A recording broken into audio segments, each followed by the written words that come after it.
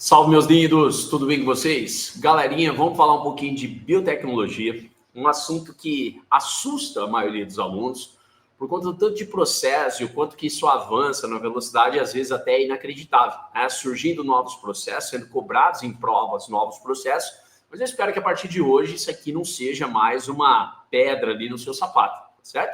Vamos trabalhar esses contextos aqui, esses processos, iniciando por um dos mais famosos, que seriam as células-tronco. Quando a gente fala das células-tronco, primeiramente a gente divide elas em células-tronco embrionárias, somáticas e pluripotentes induzidas, tá? O que seriam essas células-troncos aqui e a sua diferença? Lembrando, célula-tronco é uma célula que tem capacidade de se diferenciar em um ou vários tecidos, tá? Se tornando ali vários tipos de células diferentes e a partir disso podem ser utilizados para serem inseridas em um indivíduo, gerar esse tecido fora do indivíduo, tá? E corrigir alguns problemas que esse indivíduo possa apresentar. Salve, galera! Vamos falar um pouquinho hoje de biotecnologia, um assunto que assusta vocês, né, por conta da quantidade de processos que às vezes aparece e principalmente pela velocidade que esses processos avançam, né, ao longo do nosso tempo e são cobrados no vestibular. Espero que daqui para frente esses processos não sejam mais uma pedra no seu sapato, não te dê mais trabalho e toda vez que cair uma questãozinha de biotecnologia, ó, se arrebente e passe por cima dela com a maior facilidade do mundo. A gente começa falando de alguns processos e começa pelo processo das células-tronco. Células-tronco são aquelas células com uma grande capacidade de diferenciação. Tá? Elas podem se diferenciar em um ou vários tecidos, né? Ou às vezes até em todos os tecidos do corpo humano. Com isso, ou ela é estimulada a se transformar nesse tecido fora do corpo, o tecido inserido, né? Ou ela é estimulada a se transformar em células, não necessariamente o tecido fora do corpo e ele é inserido no humano, ou às vezes elas são inseridas já no humano, no tecido e tudo mais, esperando ali uma proliferação, uma diferenciação que gere ali, gente, alguma correção, tá? De algum tecido que não está funcionando, de algum órgão que não está funcionando e alguma coisa do gênero. Eu subdivido elas em células embrionárias, em células somáticas e pluripotente induzidas. O que seriam as embrionárias? Obviamente, como o nome diz, são aquelas que estão presentes no embrião. Essas células embrionárias, eu posso subclassificar elas como totipotentes ou pluripotentes. Se a gente considera uma mórula, né, que é uma massa de células diferenciadas, ali as células são totipotentes, ou seja, elas podem se transformar em qualquer coisa. Qualquer coisa do embrião e qualquer coisa dos anexos embrionários. Por isso que ela é a totipotente, a célula mais plástica que a gente tem dentre todas as categorias aqui presentes nas células-tronco. Quando eu avanço esse embrião, pensando no embrião humano, ele avança para blástula, você tem ali por fora um trofoblasto cercando ele e uma massa celular chamada de embrioblasto.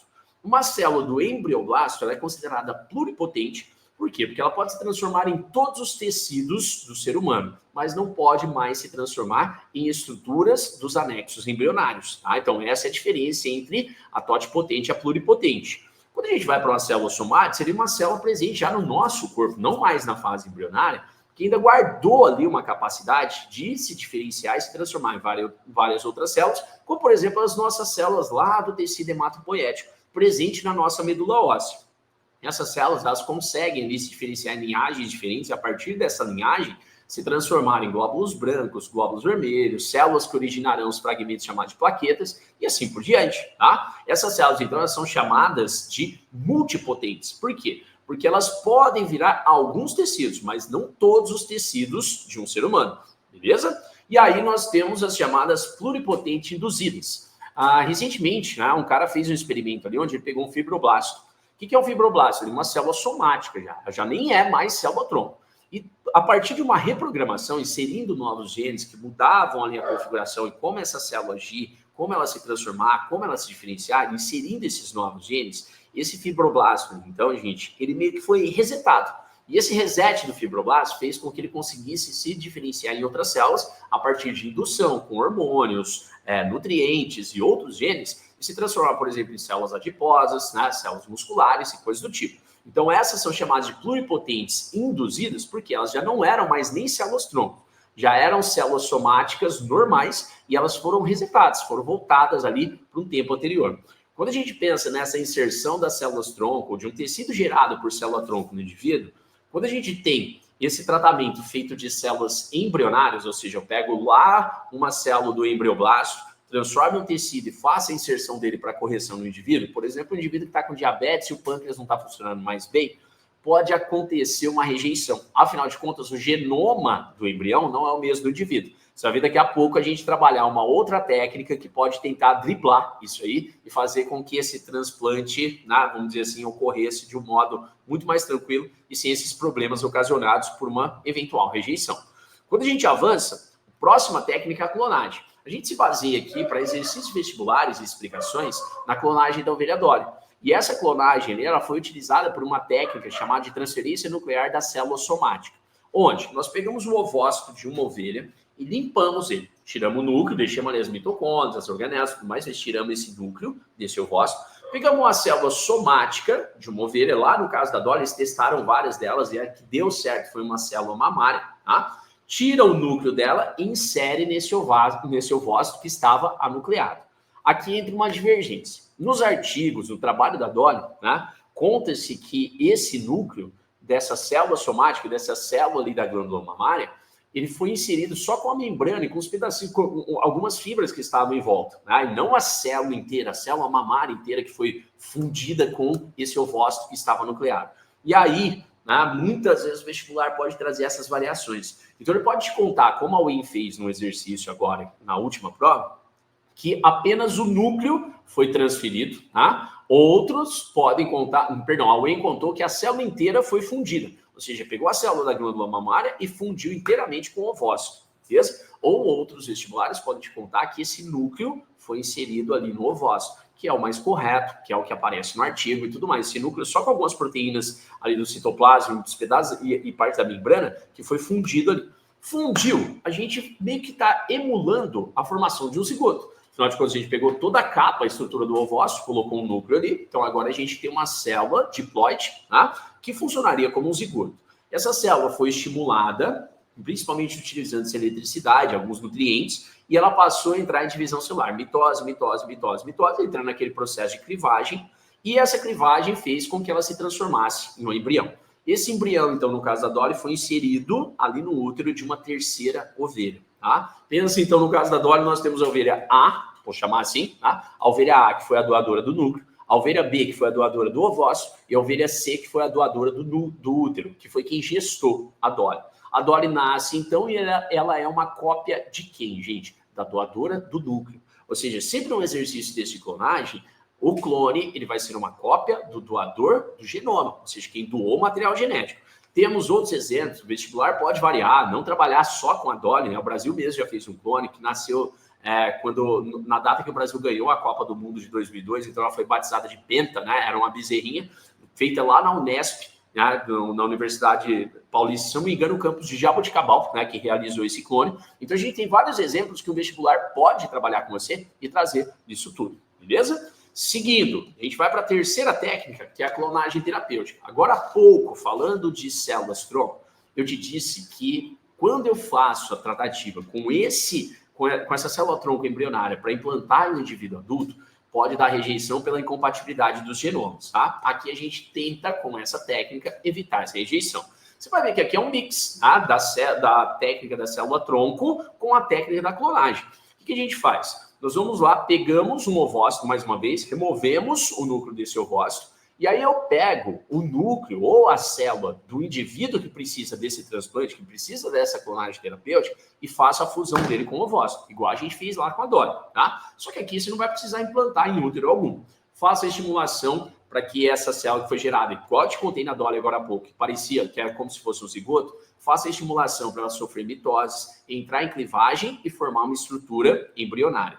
A partir desse embrião, deixo ele chegar lá na fase de blástula e removo as células do embrioblasto. Coleto algumas células do embrioblasto. Por que eu não pego na mórula já necessariamente? Porque eu não estou fazendo essa clonagem para obter tecidos lá dos anexos embrionários. Tá? Então eu não preciso pegar uma célula totipotente, e sim uma célula pluripotente. Tá? Eu preciso pegar essa célula ali, ó, que seja algo, né, vamos dizer assim, que supra todas as necessidades dos tecidos do indivíduo. Então, basta para mim que seja uma célula do embrioblasto. Peguei essa célula ali do embrioblasto, o que eu vou fazer, gente? Coloca ela em cultura, estimula a proliferação dela, estimula ela a se transformar, ou seja, se diferenciar na célula ou no tecido desejado, e a partir disso, eu vou lá e implanto no paciente. Essa é uma maneira da gente driblar o uso de células-tronco embrionárias que podem causar uma rejeição no indivíduo adulto. Beleza? Então, repara que a gente meio que uniu as técnicas da primeira com a segunda, gerando essa técnica aqui, que foi a terceira, ok? Seguindo, meus lindos, tecnologia do DNA recombinante, sem dúvida, no topo, ó, a mais cobrada, tá? O que eu faço com essa tecnologia aqui? Gente, essa tecnologia eu utilizo muitas vezes para botar a bactéria para trabalhar para a gente e produzir substâncias do corpo humano em larga escala. É assim, por exemplo, que hoje a insulina é produzida. Uma vez que até meados, final da década de 60, né, as pessoas sofriam de diabetes tipo 1 e precisavam de injeções insulínicas, essas injeções elas vinham de uma insulina purificada a partir do pâncreas do porco. O que, apesar de passar por um processo de extração e purificação, ainda gerava alguns resíduos que traziam alergia, rejeição e uma série de coisas. O que eu faço aqui? Identifico o gene de interesse, vamos pegar como exemplo da insulina, identifico esse gene, eu vou lá e corto esse gene, tá? Nos pedaços certinhos que eu preciso dele, tá? Esse corte é feito com enzimas, que você vai ver eu trabalhar com elas aqui ainda no decorrer dessa aula, chamadas de enzimas de restrição, que foram identificadas lá em bactérias há muito tempo atrás. Esse gene que eu cortei da insulina, tirei de uma célula humana ali, o gene da insulina, eu vou colar ele onde? No plasmídio. Lembrando que o plasmídio é aquele segmento de DNA que fica fora do nucleóide da bactéria, que muitas vezes aparece no exercício para vocês, associado àqueles genes de resistência. Colei ele com plasmídio, essa união do gene que eu desejo, no caso da insulina, no meu exemplo, com plasmídio, forma o que a gente chama de DNA recombinante, que é o nome da técnica. Eu pego esse DNA recombinante e coloco ele na bactéria. Essa bactéria, então, começa a se multiplicar rapidamente, a gente tem bilhões de cópias dessa bactéria, e toda vez que ela for transcrever os seus genes, o gene humano da insulina está ali no meio. Esse gene é transcrito também e essa bactéria produz a insulina, que é purificada, extraída de um modo muito mais simples, preciso e fácil e vendida para as pessoas que precisam fazer a sua administração por terem diabetes, especialmente do tipo 1, certo? Essa aqui, sem dúvida, gente, é uma das técnicas que mais são cobradas em exercício para vestibular. Quando a gente avança, trabalha com os transgênicos, também bastante discutidos, né? E eu chamo de transgênico um organismo que necessariamente receba gene de outra espécie, tá? Aqui entra muitas vezes um contexto polêmico. Assim, um transgênico é considerado um OGM, que é um organismo geneticamente modificado. Muitas vezes, inclusive, alguns vestibulares, e mais uma vez a UEM, né, já chamou transgênico e OGM de sinônimo, dependendo da situação, ok, dependendo da situação, não, tá? Porque eu posso ser geneticamente modificado, mas ter recebido genes da minha mesma espécie. Então, isso não seria um transgênico. Para ser um transgênico, o trans ali, ó, é trocado, ou seja, eu recebi esse gene de uma outra espécie. Aqui, uma tática básica que é utilizada, especialmente na agricultura, tá? É se utilizar de vetores como no caso das bactérias. Se tem um tipo de bactéria, inclusive, ela foi batizada de agrobactéria, né? A Tumefaciens. Essa bactéria ali, ela tem uma capacidade de inserir pedaços do seu genoma em células vegetais. Diante disso, o que a gente faz, né? Observa ali um determinado gene de interesse, pego esse gene de interesse, corto ele, né? Então, olha, eu tenho interesse que a soja apresente esse gene. Identifico ele, corto, mais uma vez, com as enzimas de restrição.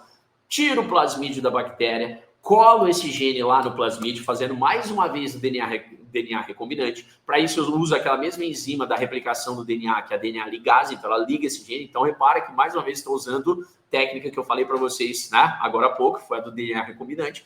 Formei esse DNA recombinante, devolvo ele para a bactéria. Coloca essa bactéria em associação com a célula vegetal e ela passa esse genoma para a célula vegetal.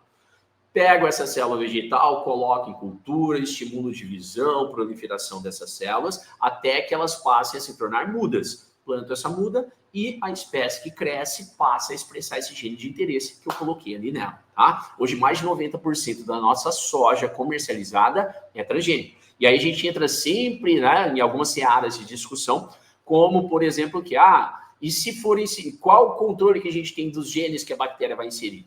Entendeu? E se aparecerem mais genes? E isso sendo absorvido pelo ser humano? E como que isso impacta no nosso DNA? E se esse gene que foi assimilado, absorvido e tudo mais, né, pudesse ali, de algum modo, atrapalhar a expressão de outro gene? Fora a questão social, né? Porque aí essas empresas muitas vezes inserem esses genes para aumento de produtividade e se torna ali uma disputa, né? Vamos dizer assim, um tanto quanto desigual com a agricultura familiar, que cada vez perde mais espaço. Beleza? Seguindo, meus amores, vamos trabalhar aqui com a CRISPR-Cas9, também conhecida como edição genética. Gente, essa aqui, das últimas, é a que está mais bombando. Ela já foi descoberta há algum tempo, né? Mas sempre que usam ela, normalmente acaba gerando alguma coisa polêmica. Essa proteína Cas9 ela foi identificada em bactérias, ela é um mecanismo que a bactéria usa para poder se proteger. Esse mecanismo que ela usa é para cada vez que um bacteriófago infecte ela, ele joga ali o seu material genético, essa proteína Cas9 identifica o material genético e picota ele. Por isso que a gente chama essa Cas9 de tesoura molecular. E aí, o que o ser humano pensou? Acho que a gente pode usar isso aqui para editar DNA das nossas células, cortar o DNA onde a gente quer, tá? Nesse contexto, o que é feito? Digamos que eu tenho ali um determinado gene, tá? E que esse gene não está funcionando. E eu quero cortar esse gene, tá? Ou outro contexto possível, vou te dar 3 contextos possíveis. Eu tenho ali um determinado gene mutante, que a expressão dele prejudica o indivíduo. Então eu quero que ele não funcione mais. Ou ainda, eu quero inserir um gene novo naquele indivíduo, tá? No meio daquele ali, mudar a sequência, para que ele passe a expressar alguma característica diferente. Tá? Então, se tem alguns cenários disponíveis para aplicação dessa técnica. Diante disso, eu identifico o lugar que eu quero cortar, sequencio esse lugar e construo. Então, você precisa construir um RNA, certo? Esse RNA, gente, ele vai ser o guia. Por quê? Porque ele tem que ser numa sequência complementar daquele pedaço que você precisa cortar. Ah, mas como assim a sequência complementar? Vamos colocar bem simples, né? Faz de conta que a sequência que a gente tem ali que eu quero cortar é C, C, C, C, C, tá? Eu vou lá e construo um RNA G, G, G, G, G. Ou seja, ele vai ser complementar. Insiro dentro da célula o RNA junto com a Cas9, esse RNA vai ser o guia. Ao encontrar ali esse parente, ele força a abertura da molécula de DNA, separando as duas cadeias, ele vai se parear com aquele pedaço que era o nosso alvo, que é o pedaço que eu quero cortar, e essa Cas9 vai lá e faz o quê? Picota, bem naquele lugar. Diante disso, eu tenho alguns cenários possíveis. Eu posso simplesmente cortar, partir o DNA no meio ali, ó, arranquei aquele pedaço e boa. E aí, o que o corpo faz? O corpo, para tentar ligar aquilo, né, muitas vezes ele vai lá, gente, preenche com qualquer sequência de nucleotídeos aleatórios. Isso vai fazer com que o gene seja inativado. É o que a gente usa, por exemplo, em processos, quando a gente quer inativar um gene que está fazendo mal para aquela pessoa, tá? Ou ainda, além de fazer esse corte, além de inserir ali a Cas9 junto com o RNA que vai ser o guia, gente, eu posso inserir também o modelo de reparo. O que seria esse modelo de reparo? Uma sequência de nucleotídeos que é a que eu quero que tenha ali.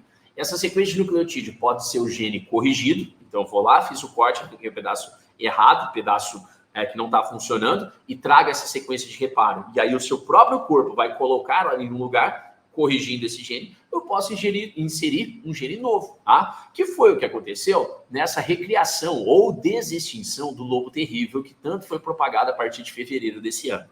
Nesse caso aí, o que eles fizeram? Gente, identificaram alguns genes do lobo terrível que já foi extinto, né? Que é aquele do Game of Thrones. Inclusive, o escritor ali faz parte, né? Ele é um dos acionistas dessa empresa que fez isso, que é a empresa chamada de Colossal. E aí, esses genes ali, eles foram identificados, né, selecionados, e a partir disso, eles foram colocados, usando essa técnica do CRISPR, em um genoma de um lobo cinzento, que é um lobo que vive aí até hoje, tá? Então foram lá essas tesourinhas com RNA guia, mostrando onde cortar certinho, levaram esses modelos de reparo já com esses genes, eles foram inseridos ali. A partir disso, usou-se essas células para formar um embrião, tá? E esse embrião passa a expressar características do lobo terrível.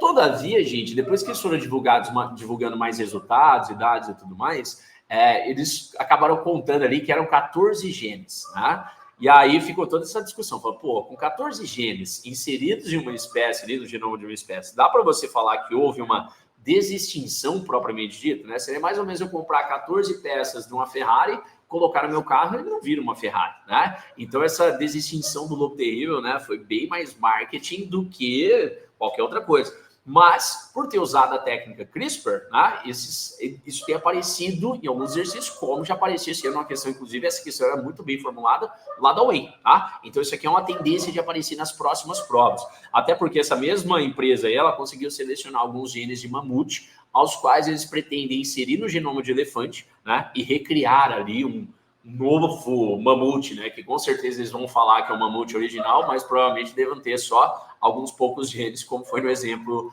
do lobo terrível, tá? E seguindo aqui, a gente vai para as duas últimas técnicas. Quem que seriam elas? Gente, a primeira delas, bem mais cobrada, caiu inclusive recentemente na UEL, numa questão discursiva, quando ainda tínhamos aquele vestibular de segunda fase, que é o DNA fingerprint. Nada mais é do que a impressão de DNA, impressão digital de DNA. Ah, mas como funciona isso? Cada um de nós tem um padrão típico, né? Um padrão nosso, né? Ele é único de uma sequência que a gente chama de VNTR, ou seja, são sequências de repetições palindrômicas ali, aleatórias, tá? Ah, como assim? Né? CA, CA, CA, CA, CA, né? GT, GT, GT, GT e assim por diante. E essas sequências ali, elas podem ser cortadas por enzimas de restrição. E aí o que acontece? Eu pego o DNA de um indivíduo, vou ali, uso as enzimas de restrição construídas para cortar nesses lugares dessas sequências repetitivas, então ela picota a amostra de DNA desse indivíduo que eu tenho ali. Picotando essa amostra, o que vai acontecer? Eu vou ter muitas cópias dessas sequências repetitivas. Eu pego essas cópias, é muita, mas não é suficiente, e coloco numa reação de PCR. PCR no inglês vem de Polymerase Chain Reaction, e essa reação ali é simplesmente simular a replicação do DNA, só que in vitro, que é fora do corpo. Eu coloco em uma máquina chamada de termociclador e insiro o máximo possível das substâncias, enzimas, no caso, que são utilizadas na replicação do DNA. Esse termociclador ele vai fazer uma sequência de ciclos de replicação desse DNA. Qual que é o intuito disso? Eu quero amplificar essa amostra, eu quero aumentar drasticamente a quantidade desses pedacinhos que eu cortei lá do indivíduo com essas enzimas de restrição. Nessa técnica, nós não usamos a DNA polimerase, tá? Nós não usamos a helicase, que é a enzima que corta, né? Que faz a ruptura das pontes de hidrogênio. Por quê? Porque eu vou ter que separar as fitas ali, igual a helicase fazia, identificar, colocar o primer e fazer a construção dessa fita que seria a fita nova, usando o molde. Então, vou repetir tudo isso, só que a gente não usa helicase.